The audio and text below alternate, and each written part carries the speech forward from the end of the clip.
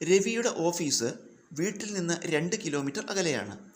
രവി ഓഫീസിലേക്ക് ആദ്യത്തെ 1 കിലോമീറ്റർ ദൂരം 40 കിലോമീറ്റർ പ്രതി മണിക്കൂർ വേഗതയിലും അടുത്ത 1 കിലോമീറ്റർ ദൂരം 60 കിലോമീറ്റർ പ്രതി മണിക്കൂർ വേഗതയിലും സഞ്ചരിച്ചാൽ അയാളുടെ ശരാശരി വേഗത എന്ത്? അപ്പോൾ രവിയുടെ വീട്, രവിയുടെ ഓഫീസ്, വീട്ടിൽ നിന്ന് ഓഫീസിലേക്കുള്ള യാത്രയാണ്. ഈ വീട്ടിൽ നിന്ന് ഓഫീസിലേക്ക് എത്ര ദൂരമുണ്ട്? ആകെ 2 കിലോമീറ്റർ ഉണ്ട്. ഇത് നമ്മൾ 2ആയി പിരിച്ച് കണക്ക് ചെയ്യുകയാണ്. അതായത് ഈ യാത്രയെ 2 ഘട്ടങ്ങളായി തിരിക്കുകയാണ്. ആദ്യത്തെ 1 കിലോമീറ്റർ, അതായത് പകുതി ദൂരം, അദ്ദേഹത്തിൻ്റെ വേഗത മണിക്കൂറിൽ 40 കിലോമീറ്റർ.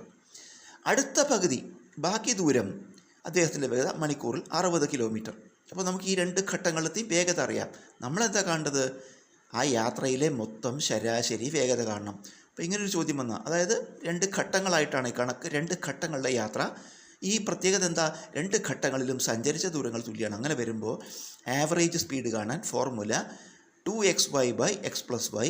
ഈ എക്സും വൈയും 2 ഘട്ടങ്ങളിലെയും വേഗതകളാണ്.